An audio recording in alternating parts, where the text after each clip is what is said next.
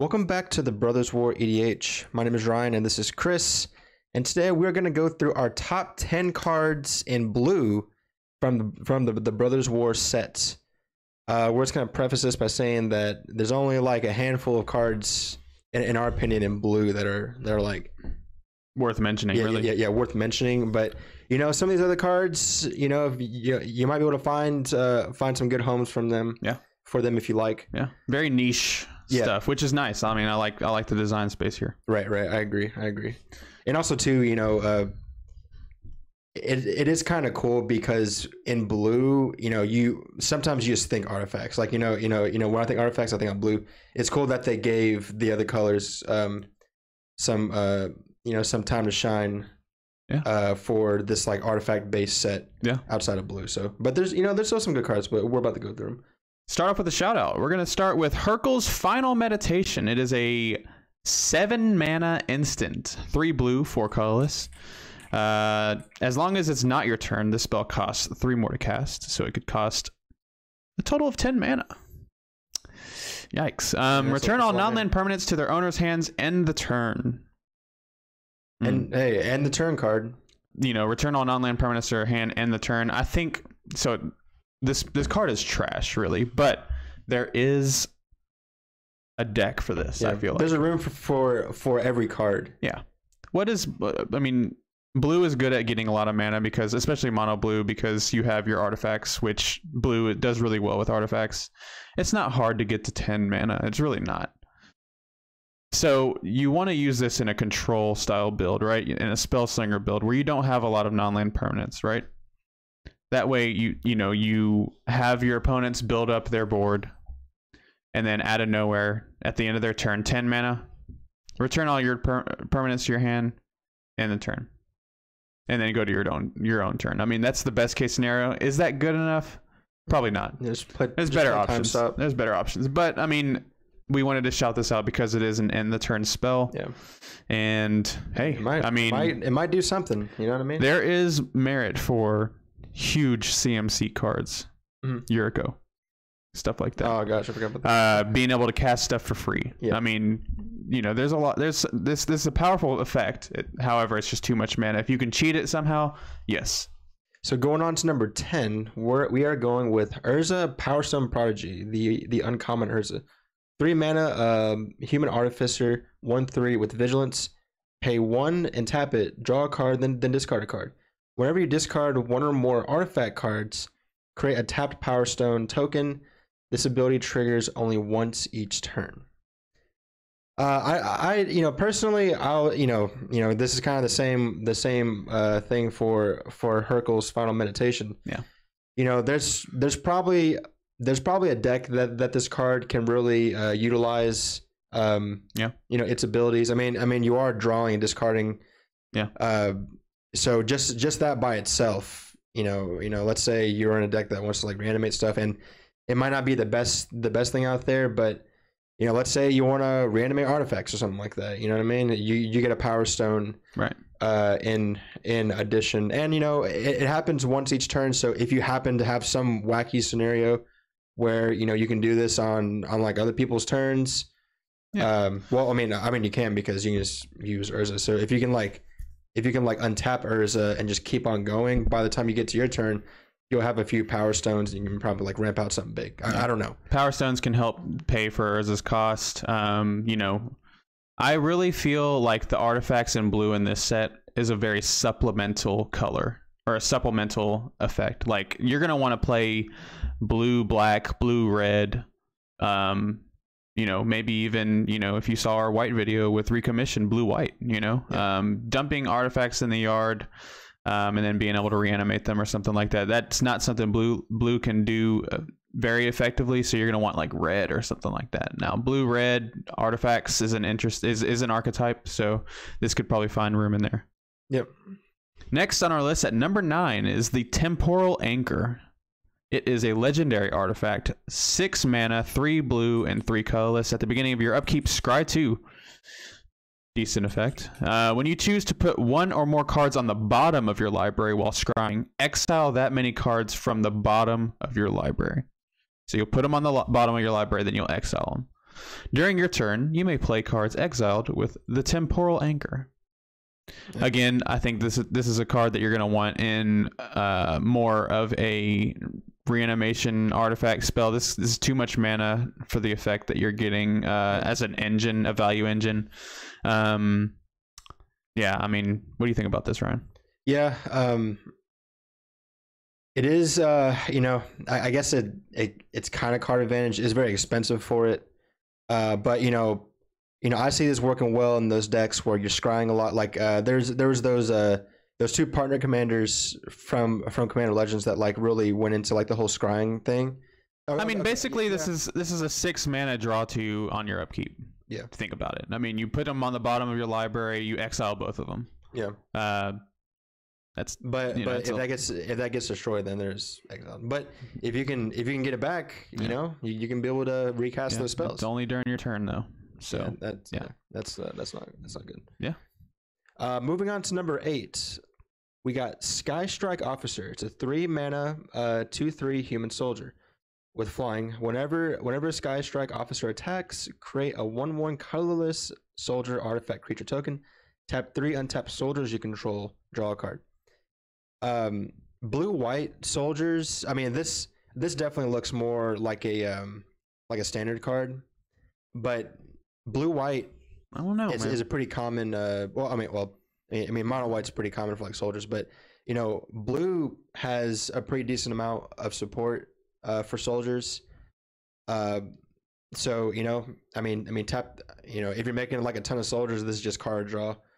You know, and then you know, it makes tokens itself. So yeah, I mean, so definitely a card to consider. I mean, yeah, I mean, 3 mana, create a creature token. Whenever he attacks, like creature tokens at 3 mana, you know, that continue to produce value in colors that aren't green or white or, you know, maybe even black or even red. I mean, blue doesn't really have it too much. It doesn't make too many creature tokens that effectively, right? Yeah, right. Yeah, so like, and then also their artifacts, like being artifacts just opens up a lot of stuff because you have cards that say sacrifice an artifact to do this or something like that. Again, blue being a good supplemental color in this set because you pair this with red, you can do some wacky stuff. You pair it with white, you have the soldier tribal, and you know, I mean, I think that it's a fine card. Yeah.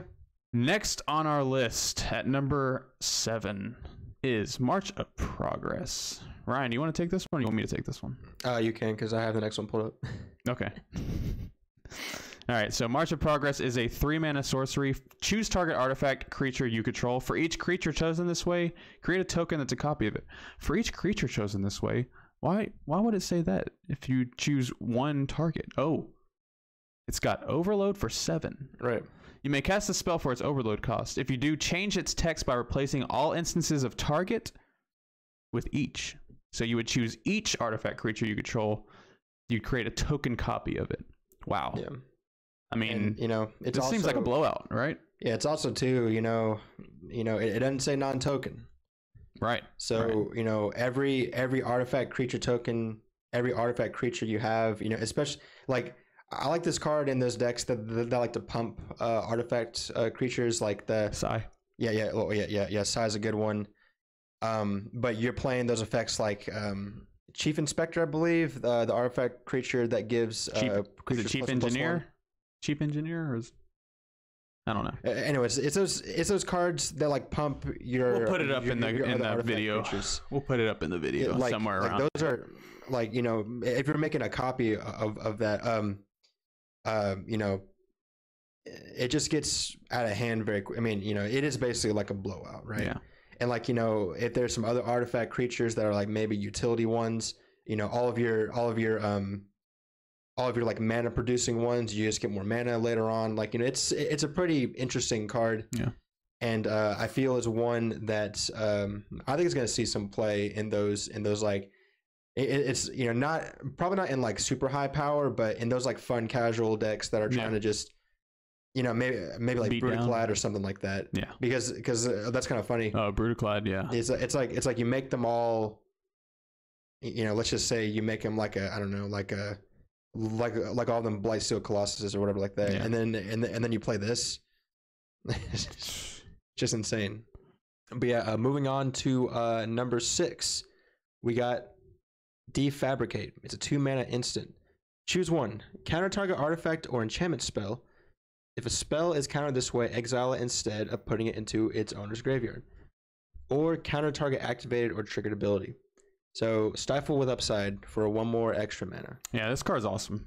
I really like this card a lot. I mean, I think that Stifle effects are underrated, especially in Commander now. Like maybe 5-10 years ago it wasn't. Yeah. But nowadays, there's so much triggered abilities that go on the stack that Dockside. I mean, that's the main one. Like, you know, all those ones that those game enders. You know, Das's Oracle. Yeah. I mean, you get to counter an artifact or enchantment spell. Yeah. Being able to counter an artifact or enchantment spell. I mean, Rhystic Studies. I mean, you got your Underworld Breach. Yeah. Artifact creatures. You know. I mean, it's just there's a lot of versatility in this card, and I'm already huge on Tail's End. But you know, this is a very, very powerful card. I feel like. I think Tail's End might be better than this, though.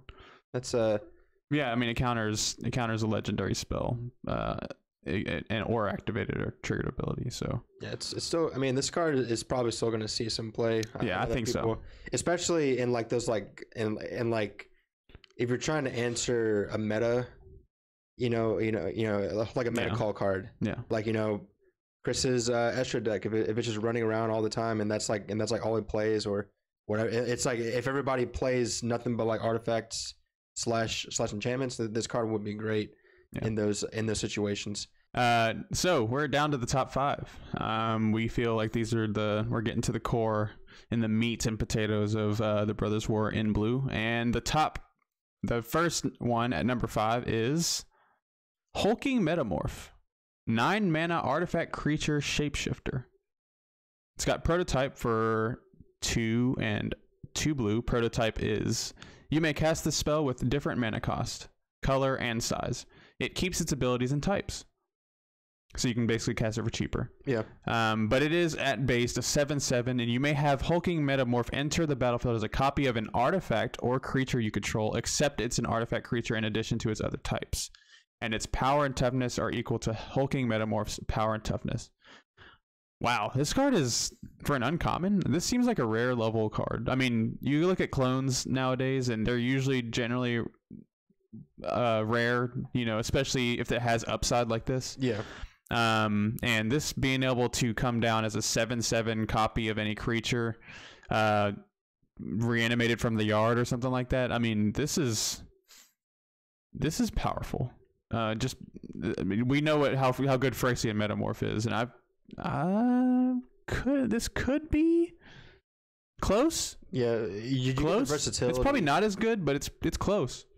Yeah, it's like you get the versatility because of the prototype. Yeah, you know, just we love those like situational things where you can be able to use it in like more scenarios than just one. So yeah, I think it's a pretty decent card. Being able to copy any artifact or creature you control that's always a good card. For sure. Moving on to our number 4 on our list. It's Drafna, Founder of Lotnam. It's a 2 mana human artificer advisor. 2/1. 1 in a blue. Return target artifact you control to its owner's hand.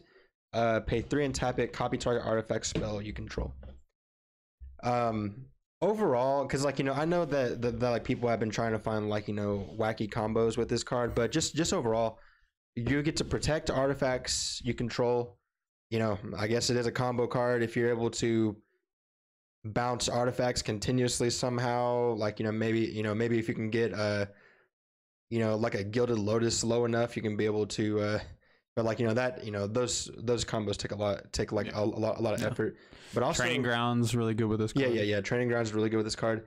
And you can also just create a copy of whatever artifact spell you cast. This seems like a 99. This doesn't seem like a commander card unless you're dedicated around the combo. But being able to copy your artifact for 3 mana, or be able to return an artifact to your hand. I mean, artifact creatures are a thing too. So I mean, you can Hulking Metamorph, be able to return that to your hand and then copy something else. You know what I mean? Yeah, for sure. and like, you know, it's I like it because it's not that expensive. Yeah. As a, you know, as just a card. I mean, it's only 2 mana, and you know, it's just a lot of value on it is mana. A lot of value, especially when you want to protect like key artifacts like they're like maybe a part of your combo. Especially if you can like reduce artifacts, you know, if it's one expensive artifact, you return to your hand and then you just recast it for like, you know, not a lot of mana. So really interesting card for sure. Moving on to number 3, we have Teferi, Temporal Pilgrim. This is a Planeswalker Teferi. 5 mana, 3 colorless, 2 blue, and 4 loyalty. Whenever you draw a card, put a loyalty counter on Teferi, Temporal Pilgrim. It's going to be hard to kill this guy. You're drawing cards all the time in Commander. So, I mean, this guy's going to always have some sort of loyalty. Yeah. 0 draw card is basically +1 because you're drawing a card, adding a loyalty. -2, create a 2/2 blue spirit creature token with vigilance. This, whenever you draw a card, put a +1/+1 counter on this creature, and then the ultimate -12. Target opponent chooses a permanent they control and returns it to its hand.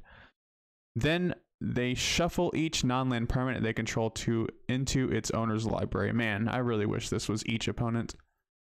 I feel like it would need to be like minus like 20 or 15. -20. I mean, 15 seems reasonable. Yeah, I think 12 is actually still a little more reasonable for this effect. But like let's say you're playing a deck where you draw a ton of cards like on your turn. Yeah. It's like you play this, you draw a lot of cards, and then, you know, you like reset everybody. I mean, yeah.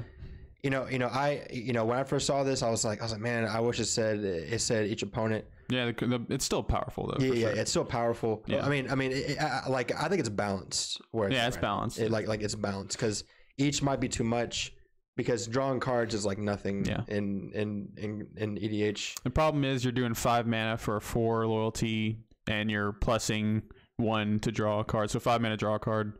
Yeah. Not the best thing. Not the best thing you could do for 5 mana. So you're gonna have to find, and the 5 mana Planeswalker slot is hard to fill. So, you know, this card, I feel like it's a very powerful card. Yeah. But I don't know if you're gonna see it too much. It kind of sounds like a trap. I feel like people are gonna want to like just throw this into like whatever Planeswalker deck. Well, I think if it was each opponent, I think it would be so much. I think I think it would break that bridge of, or it would cross that bridge of being playable and being able to see it a lot more. Right. But yeah. Overall, pretty powerful effect. Just don't know how much we're gonna see it. I thought about it. I don't think I'm going to. I think my 5 mana slot in my Estrid deck is filled with better Planeswalkers. Okay. Moving on to our number 2 spot. Probably the coolest blue card in the set for sure. One with the Multiverse. 8 mana, 6 and 2 blue enchantment. You may look at the top card of your library at any time. You may play lands and cast spells from the top of your library. Once during each of your turns, you may cast a spell from your hand or off the top without paying its mana cost. Crazy. Like, you know, it's like Future Sight, and then you can do like an Ask for Told or something. Yeah, if you can cheat this out, which isn't hard. Yeah. Show and tell this bad boy out. Yeah, show and tell this out. This is just a powerful effect. I mean, this is probably the most powerful like effect in the Brothers War. Just being able to cast free stuff, like free spells. We know how powerful free spells can be. Being able to do it once per turn is even better. Yep. And yeah, I mean, it's even at, what is it, 8 mana? Yeah, 8 mana. Even at 8 mana, I mean, it's definitely one of the most powerful cards. I could see this going into some Enchantress builds where you can cheat it out. Yeah, I mean, Enchantress builds generally don't have a problem with mana. So, I mean, we all know how, you know, Estrid plays. I can get 8 mana on turn 3 if I need it. I mean, like pretty regularly. So, yeah. Hey, are you gonna try this card? I haven't thought about it actually. With the amount of mana you make, because Estrid also is a replenish effect on her as her ultimate. So it's consideration. Yeah. Moving on to the number 1 card in the set. It's actually from the Brothers War Commander set. Machine God's Effigy. 4 colorless mana artifact. You may have Machine God's Effigy enter the battlefield as a copy of any creature on the battlefield, not even one you control, any of them.